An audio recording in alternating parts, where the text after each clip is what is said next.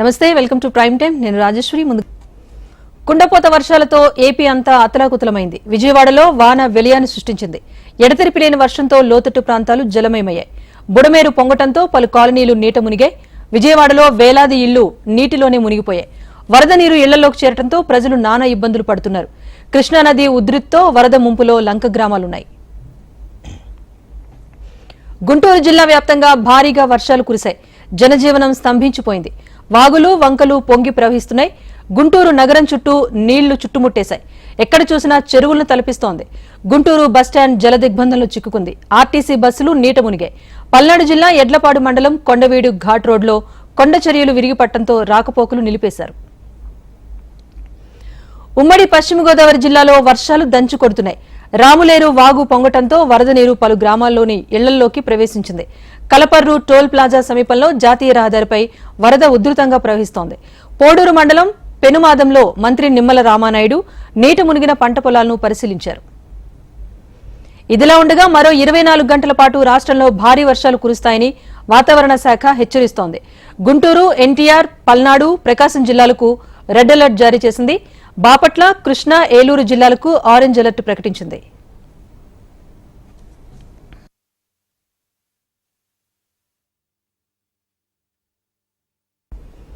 వర్షాలపై ఎప్పటికప్పుడు పరిస్థితిని సమీక్షిస్తున్నామని సీఎం చంద్రబాబు తెలిపారు. విజయవాడ, గుంటూరులలో సత్వర చర్యలు చేపట్టామన్నారు. ప్రాణ నష్టాన్ని తగ్గించేందుకు చర్యలు తీసుకుంటామని తెలిపారు. వర్షాల కారణంగా 9 మంది చనిపోయారని అన్నారు. సహాయక చర్యల్లో ప్రజలు భాగస్వామ్యం కావాలని పిలుపునిచ్చారు. విజయవాడ డిజాస్టర్ కార్యాలయంలో చంద్రబాబు వర్షాలు, వరదలపైన సమీక్షించారు. ఆహార బాధితులకు ఆహారం, తాగునీరు అందించాలని సీఎం ఆదేశించారు. ఇక లోతట్టు ప్రాంతాల్లో తీసుకుంటున్న చర్యలపైన ఆరా తీశారు. విజయవాడ సింగ్ నగర్ లో సీఎం చంద్రబాబు పర్యటించారు. వరద ప్రభావిత ప్రాంతాలను ఆయన పరిశీలించారు. బోటులో వెళ్లి వరద బాధిత ప్రాంతాలను పరిశీలించారు. రాత్రికి విజయవాడ కలెక్టరేట్లోనే చంద్రబాబు మకాం వేయనున్నారు. ఇవి ప్రాణ నష్టాన్ని కొంతవరకు తగ్గించాం. ఈ 9 మంది కూడా చనిపోకుండా ఉంటే ఇంకా చాలా బాగుండేది. దురదృష్టం జరిగింది. కలెక్టర్స్ అప్రమత్తం చేశాం. వారికి కూడా అప్రమత్తం చేసి ఎంతవరకు సురక్షితమైన ప్రాంతాలకు పంపించాలో పంపిస్తాం. అదే మాదిరిగా బండ్స్ కూడా ఎంతవరకు స్ట్రెంగ్తెన్ చేయాలో స్ట్రెంగ్తెన్ చేస్తాం. ప్రజలకు కూడా ఒకటే అప్పీల్ చేస్తున్నా, మీరు కూడా భాగస్వాములు కండి. ఇది మీ ప్రభుత్వం. అన్ని విషయాల్లో కూడా శ్రద్ధ తీసుకున్నాం.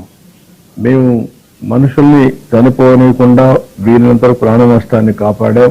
క్రాప్స్ అన్ని 1,11,259 హెక్టార్లు అగ్రికల్చర్ పంటలు దెబ్బతిన్నాయి. హార్టికల్చర్ అయితే 7,360 హెక్టార్లు దెబ్బతినింది. అదే మరి పెదకాకాని 1 సమ్మర్ స్టోరేజ్ దెబ్బతినింది. కేంద్ర హోంశాఖ మంత్రి అమిత్ షా చంద్రబాబు నాయుడుకు ఫోన్ చేశారు. ఏపీలో వరద సహాయక చర్యలపై ఆరా తీశారు. షాతో మాట్లాడిన అనంతరం చంద్రబాబు కేంద్ర హోం సెక్రటరీతోనూ మాట్లాడారు. వరద ప్రాంతాల్లో సహాయక చర్యల కోసం అత్యవసరంగా పవర్ బోట్స్ పంపించాలని చంద్రబాబు కోరారు. 6 ఎన్డీఆర్ఎఫ్ టీంలను తక్షణమే ఏపీకి పంపుతున్నట్లు హోం సెక్రటరీ తెలిపారు. ఒక్కో ఎన్డీఆర్ఎఫ్ టీంలో 25 మంది సిబ్బంది ఉండబోతున్నారు. ఒక్కో టీంకు 4 పవర్ బోట్లుంటాయి. ఇవన్నీ సోమవారం ఉదయంలోపు విజయవాడకు చేరుకుంటాయని హోం సెక్రటరీ తెలిపారు. మొత్తం 40 పవర్ బోట్లు రాష్ట్రానికి పంపుతున్నట్టుగా చెప్పారు. ఇక వాయు మార్గంలో మరో 4 ఎన్డీఆర్ఎఫ్ టీంలను రేపు రాష్ట్రానికి పంపిస్తున్నట్టుగా తెలిపారు. సహాయక చర్యలకు 6 హెలికాప్టర్లు పంపుతున్నామని, రేపటి నుంచి సహాయక చర్యల్లో హెలికాప్టర్స్ పాల్గొంటాయని హోం సెక్రటరీ చంద్రబాబు నాయుడుకు వివరించారు. 200 ఏళ్లలో ఎప్పుడూ లేనంత వర్షాలు విజయవాడలో పడ్డాయన్నారు మంత్రి నారాయణ. వరద ప్రభావిత ప్రాంతంలో పర్యటించిన ఆయన అక్కడి పరిస్థితిని అధికారులను అడిగి తెలుసుకున్నారు. ఒక్కసారిగా భారీ వానలు పడటంతో సిటీ అంతా జలమయమైందన్నారు. ఎన్డీఆర్ఎఫ్, ఇరిగేషన్ అధికారులతో ఎప్పటికప్పుడు మాట్లాడుతూ వరద పరిస్థితిని సమీక్షిస్తున్నట్టుగా తెలిపారు. గత 200 సంవత్సరాల డేటా తీస్తే 200 సంవత్సరాల్లో ఇంత రెయిన్ ఎప్పుడు రాలేదు. ఒక్కసారి రెయిన్ రావటం, దానివల్ల ఈరోజు మన యొక్క విజయవాడ నగరంలో అంటే పక్క ప్రాంతాల్లో కూడా యాక్చువల్గా జలమయం అయిపోయినాయి. ఒక కొండ చర్య విరిగి ఒక 5 మంది చనిపోవడం కూడా జరిగింది. అయితే దాని మీద యాక్చువల్గా సీఎం గారు నిన్న ఉదయం నుంచి యాక్చువల్గా దీని మీద గంటకి మాకు కాన్ఫరెన్స్ పెట్టి చెప్తున్నారు. మేము కూడా ఇటు కలెక్టర్లతోనూ, పోలీస్ అధికారులతోనూ, డిజాస్టర్ మేనేజర్ మొత్తంతో ఇరిగేషన్లతో కోఆర్డినేట్ చేసుకుంటాం. మార్నింగ్ నేను యాక్చువల్ ఇక్కడికి వచ్చాను 9 and 10. నేను దాదాపు 1 కిలోమీటర్ నడిచిపోయా, మొక్కలు మన నడుగు దాకా నీళ్ళు వచ్చినాయి.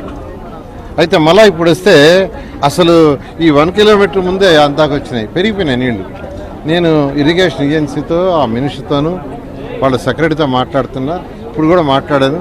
వాళ్ళు ఒకటే చెప్పారు, రేపు మార్నింగ్ దాకా పెరుగుతూ ఉంటుందని అంచనా వేసుకొని దాని ప్రకారం చర్యలు తీసుకోమన్నారు. ఎడతెరిపి లేకుండా కురుస్తున్న వర్షాలతో తెలంగాణ అతలాకుతలమవుతోంది. భారీ వర్షాలతో వాగులు వంకలు పొంగి ప్రవహిస్తున్నాయి. రోడ్లన్నీ వరద నీటిలో మునిగిపోయాయి. తెలంగాణ ఏపీ సరిహద్దు రామాపురం వద్ద చిమిర్యాల వాగు ఉధృతంగా ప్రవహిస్తోంది. 65వ నెంబర్ జాతీయ రహదారిపైన భారీగా వరద నీరు చేరుకుంది. ఏపీ తెలంగాణ మధ్య రాకపోకలు స్తంభించిపోయాయి. 2 రాష్ట్రాల్లో కిలోమీటర్ల మేర వాహనాలు నిలిచిపోయాయి. హైదరాబాద్ లో వాన విలయాన్ని సృష్టించింది. లోతట్టు ప్రాంతాలన్నీ జలమయమయ్యాయి. ఉప్పల్ వద్ద వరంగల్ రహదారిపై భారీగా వరద నీరు చేరడంతో వాహనదారులు ఇబ్బందులు పడ్డారు. మహబూబాబాద్ సమీపంలోని అయోధ్యనగర్లో చెరువు కట్ట తెగిపోయింది. ఇంటికన్నే కే సముద్రం మధ్య రైల్వే ట్రాక్ ధ్వంసమైంది. దీంతో విజయవాడ కాజీపేట మధ్య రైళ్ల రాకపోకలు నిలిచిపోయాయి. ఉమ్మడి ఖమ్మం జిల్లాలో కుండపోత వర్షాలతో పలు ప్రాంతాలు నీట మునిగాయి. మున్నేరు వాగు ఉధృతంగా ప్రవహిస్తోంది. ఉమ్మడి మహబూబ్ నగర్ జిల్లాలో వర్షం బీభత్సాన్ని సృష్టించింది. పలు ప్రాంతాల్లో వాగులు ఉధృతంగా ప్రవహిస్తూ ఉండటంతో రాకపోకలు నిలిచిపోయాయి. వనపర్తి జిల్లాలో సరళ సాగర్ కు వరద పోటెత్తింది. వాగు ఉప్పొంగి పాలమూరు రంగారెడ్డి టన్నెల్లోకి భారీగా వరద చేరుకుంది. భారీ వర్షాల నేపథ్యంలో సీఎం రేవంత్ రెడ్డి మంత్రులు ఉన్నతాధికారులతో సమీక్ష నిర్వహించారు. తక్షణ సహాయక చర్యలు చేపట్టాలని ఆదేశించారు. కలెక్టర్లు రెవెన్యూ అధికారులు అప్రమత్తంగా ఉండాలని ఆదేశాలు జారీ చేశారు. హైదరాబాద్ లో సోమవారం విద్యా సంస్థలకు సెలవు ప్రకటించారు. రాష్ట్రంలో రెస్క్యూ ఆపరేషన్ కొనసాగుతోంది. మహబూబాబాద్ జిల్లాలో 100 మందిని సురక్షిత ప్రాంతాలకు తరలించారు. అటు మర్రిపేట బంగ్లాలో 9 మందిని రెస్క్యూ సిబ్బంది కాపాడారు. కోదాడలోనూ 150 మందిని రెస్క్యూ టీం రక్షించింది. కోదాడ తొగర్రాయిలో సిబ్బంది 2 కాపాడారు.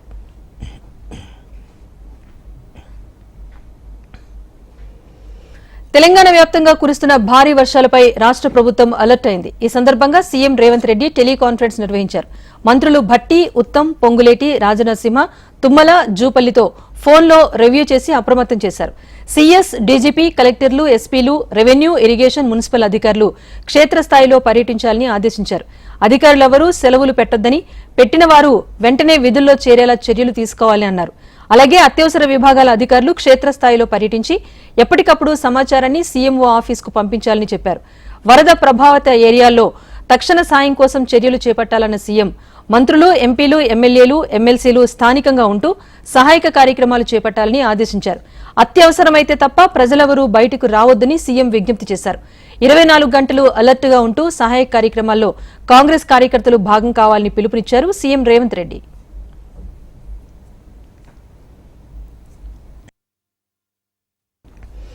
తెలంగాణలో భారీ వర్షాలు కురుస్తూ ఉండటంపై రాష్ట్ర ప్రభుత్వం అప్రమత్తమైంది. వరద నీరు వృధా కాకుండా భవిష్యత్ అవసరాలకు వినియోగించుకునేలా ఇరిగేషన్ అధికారులకు సీఎం రేవంత్, మంత్రి ఉత్తమ్ ఆదేశాలు జారీ చేశారు.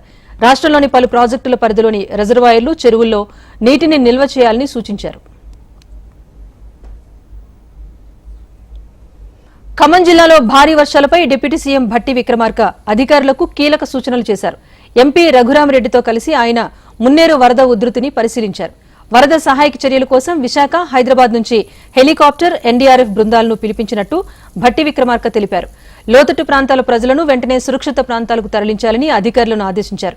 నగరంలోని పల్లి కాలనీలో వరదల్లో చిక్కుకున్న ప్రజలకు సహాయక చర్యలు అందించాలని సూచించారు.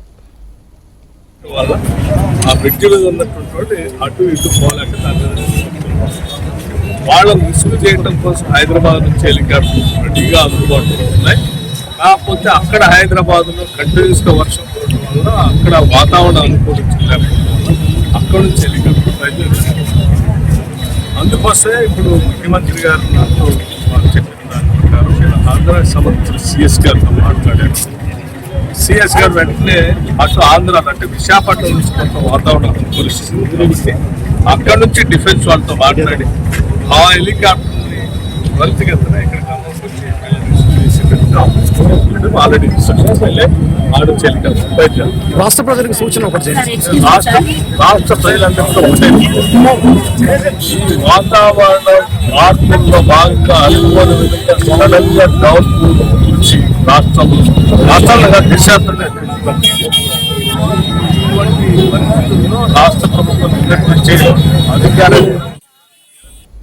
ఖమ్మం జిల్లా కరుణగిరి బ్రిడ్జి సమీపంలోని వాటర్ ట్యాంక్ దగ్గర ఓ ఇంటిలో వరదలో 40 మంది చిక్కుకుపోయారు. ఇళ్లపైకి ఎక్కి తమను కాపాడాలి అంటూ ఆర్తనాదాలు చేశారు. మున్నేరు వరద ఉధృతితో ఎటూ వెళ్లలేని స్థితిలో ఉండిపోయారు. మున్నేరు వరదలో చిక్కుకున్న ప్రజల పరిస్థితిని మంత్రి పొంగులేటి పరిశీలించారు. ఫోన్లో వారి పరిస్థితిపై ఆరా తీశారు. త్వరితగతిన వరద బాధితులకు సహాయక చర్యలు అందించాలని అధికారులకు మంత్రి ఆదేశాలు జారీ చేశారు.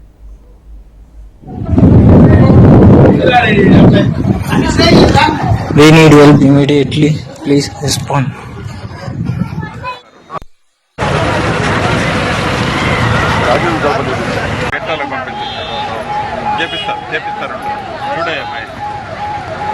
ఏమంటే చూడు దాన్ని ఏర్పాటు చేయి. తలకాయ ఇవ్వడం కాదు, మీరేం చేయండి అంటే వాళ్ళకి ఫుడ్ తీసుకెళ్ళండి, నీళ్ళు ఫుడ్. ఎవరు మన ఎక్కడ ఫుడ్ ఎన్నో ఫ్లోర్ లో ఉన్నారా మీరు? Okay okay. ఇప్పుడు తినడానికి తాగడానికి నీళ్లు కానీ ఫుడ్ కానీ ఉందిగా మీకు? సేపు ఉంటారు, వాళ్ళ ఫుడ్ గిట్టి మనం అరేంజ్ చేద్దాం. తీసుకురండి. కంగారు పడి చికాకు పడి ఇబ్బంది అవుతుంది. తెలంగాణలో అతి భారీ వర్ష సూచనలు ఉన్న నేపథ్యంలో ప్రజలు అత్యవసరమైతే తప్ప బయటకు రావద్దని సూచించారు మంత్రి పొంగులేటి శ్రీనివాసరెడ్డి. వరద సహాయం కోసం అధికారులకు సెలవులు రద్దు చేసినట్టుగా తెలిపారు. కాంగ్రెస్ పార్టీ కార్యకర్తలు కూడా సహాయక చర్యల్లో పాల్గొవాలని పిలుపునిచ్చారు. జీహెచ్ఎంసీ పరిధిలోనూ పురాతన గోడలు కూలే ప్రమాదమున్న దృష్ట్యా అక్కడి ప్రజలను సురక్షిత ప్రాంతాలకు తరలించాలని అధికారులకు ఆదేశాలు జారీ చేశామన్నారు.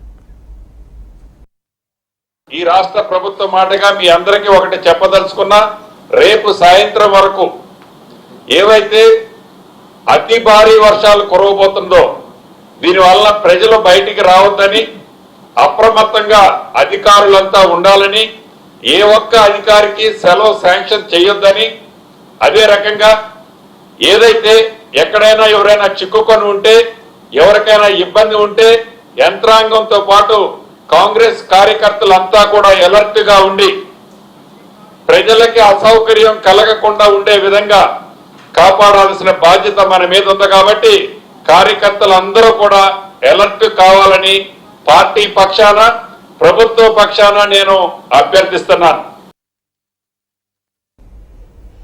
కరీంనగర్ లోయర్ మానేరు డ్యాం ను సందర్శించారు మంత్రి పొన్నం ప్రభాకర్. తెలంగాణలో కురుస్తున్న భారీ వర్షాలపైన ప్రభుత్వం మానిటరింగ్ చేస్తోందని ఈ సందర్భంగా మంత్రి పొన్నం ప్రభాకర్ తెలిపారు. తుమ్మిడిహట్టి నుంచి గ్రావిటీ ద్వారా ప్రాణహిత నీటిని ఎల్లంపల్లికి తెచ్చుకున్న వీలున్నప్పటికీ కేసీఆర్ మేడిగడ్డ ప్రాజెక్టు కట్టారని ఆరోపించారు. ప్రస్తుతం ఆ ప్రాజెక్టులో నీరు నిలిపే పరిస్థితి లేకపోవడంతోనే ఎల్లంపల్లి నుంచి నీటిని తరలిస్తున్నట్టుగా చెప్పారు. వర్షాలపై సమీక్ష నిర్వహిస్తూ సహాయక చర్యలు చేపడతామన్నారు మంత్రి పొన్నం. ఆగిపోయినా ఇన్ఫ్లోస్ కూడా అన్ని స్టార్ట్ అయినాయి.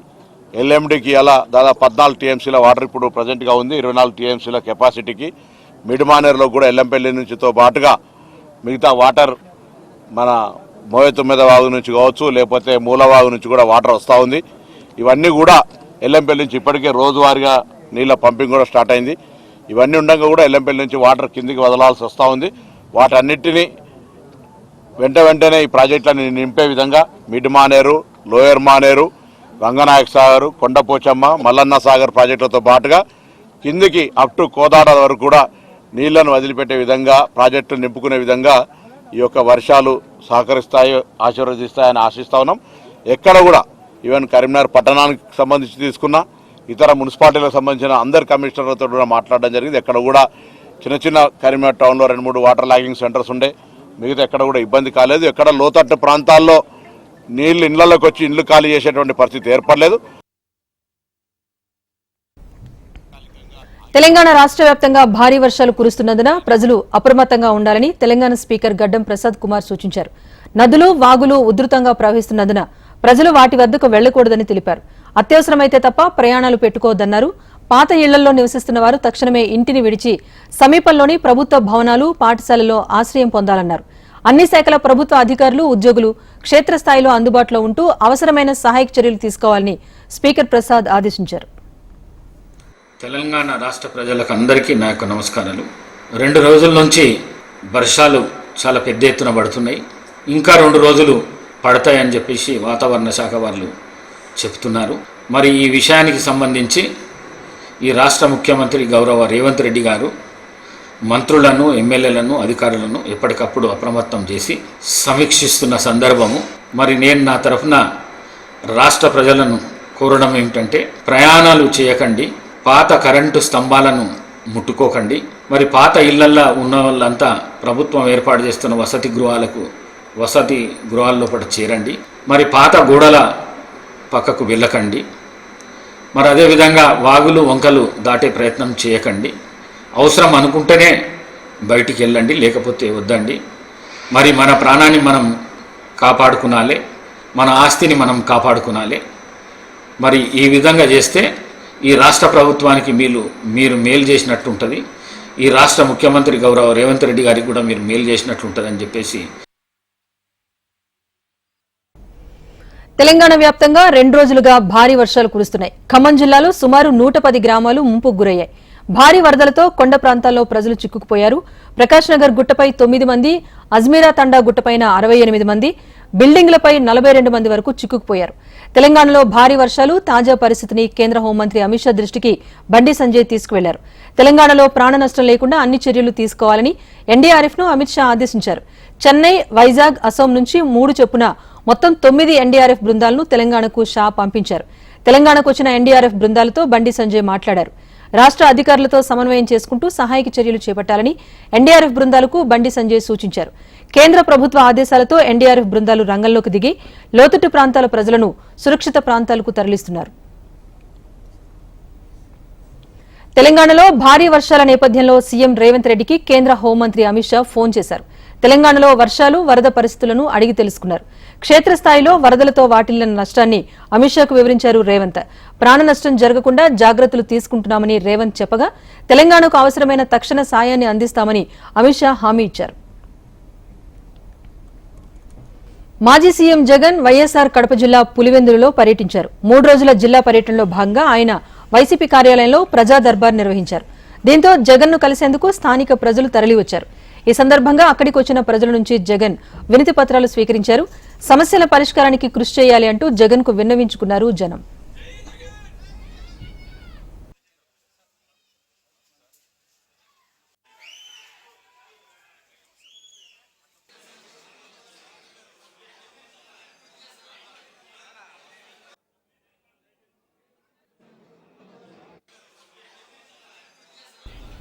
గుడ్లవల్లేరు కాలేజ్లో హిడెన్ కెమెరాలు వైసీపీ సృష్టి అని ఆరోపించారు ఏపీ మంత్రి నారా లోకేష్. వారి హయాంలో కుంభకోణాలను పక్కదారి పట్టించడానికే లేనిపోని ఆరోపణలు చేస్తున్నారని ఫైర్ అయ్యారు. రాష్ట్రంలోని విద్యార్థుల బాధ్యత తనదే అన్నారు లోకేష్. జగన్ మాదిరి తల్లిని, చెల్లిని రోడ్లపైకి గెంటేసే రకం కాదని విమర్శించారు. కాలేజీలో 4 విద్యార్థుల మధ్య జరిగిన పర్సనల్ మ్యాటర్ను హిడెన్ కెమెరాలకు లింక్ చేస్తున్నారని ఆరోపించారు. వివాదానికి కారణమైన విద్యార్థులపై ఇప్పటికే చర్యలు తీసుకున్నట్లు మంత్రి లోకేష్ స్పష్టం చేశారు. బాబాయ్ని లేపేసి మా పైన ఆరోపణలు చేశారు. హిడెన్ కెమెరా ఇప్పుడు వాళ్ళకి కావాలని ఆరోపణలు చేస్తున్నారు. ఎక్కడుంది హిడెన్ కెమెరా? Straight question. ఎవరొకరు నాకు చూపించండి కాదు. Then I will take action. No questions on straight. అరే లైట్ బల్బ్ పట్టుకుని హిడెన్ కెమెరా దాంట్లో ఉందంటే ఎట్లా స్వామి? అని దాన్ని కావాలని కొంతమంది మీడియా అవుట్లెట్లు కావాలని దుష్ప్రచారం చేస్తున్నారు. నేను దాన్ని ఖండిస్తున్నా. వాస్తవాలు తెలుసుకోండి. I will stand for it. I will take action. ఎందుకు తీసుకోనండి? మేము అక్క చెల్లెలు చెప్తే నాకు బాధ ఉండదా? మళ్ళీ చెప్తారు మీరు. అరే జగన్ లాగానే చెల్లి, అక్క, ఇద్దరు చెల్లిని మెడబెట్టి నేను బయటికి ఎంటేలేదే, తల్లి నేను బయటికి ఎంటేలేదే. మళ్ళా నాకు తెలీదా బాధ ఆవేదన? నేను నేషనల్ మీడియాతో అడిగాను. ఇప్పుడు మీరు హిడెన్ కెమెరా అన్నారు, ఎక్కడొచ్చిందంటే లేదు అక్కడ ఎవరు ఇచ్చారు అంటే వైకాపాలు పంపించారు. దొరికిపోయింది, ఏదో అయిపోయిందని. ఎక్కడుందంటే ఎక్కడ ఎవరు తెలియదు. కెమెరా ఎక్కడుందో ఎవరు తెలియదు. వీడియోలు ఇప్పుడు 3000 వీడియోలు బయటకు వచ్చినా అంటున్నారు. 3000 2000 వీడియోలు బయటకు వచ్చినాయి. ఎక్కడుంది వీడియో అంటే ఎవరు చెప్పట్లా. ఒక వీడియో ఎవరు చేతులుందో లేదు. ఆ పిల్లల ఫోన్లన్నీ కాన్ఫిస్కేట్ చేసాం. ఆల్ ఫోన్స్ బిన్ ఒక వీడియో లేదు. నేను నాకు లేని దానికి ఎట్లా సమాధానం చెప్తాను? ఇష్యూ జరిగింది, కరెక్ట్. 4 మధ్యలో ఏదో ఇష్యూ ఉంది. It is love story between 4 people. దాని మీద what ever action it's be taken will take. అధికారికంగా విల్ టేక్, నో ప్రాబ్లం. కానీ కెమెరా లేదు, వీడియోలు లేవు, తీసుకొచ్చి నన్ను అడిగితే నేను ఏం సమాధానం చెప్తా? Straight question. దానిపైన ఎంక్వైరీ చేసాం. ఆల్రెడీ ఆ పిల్లల్ని అరెస్ట్ చేసాం, డీటైన్ చేసాం, వాళ్ళ ఫోన్లని కాన్ఫిస్కేట్ చేసాం. ఇంక ఎత్తుకుతున్నాం.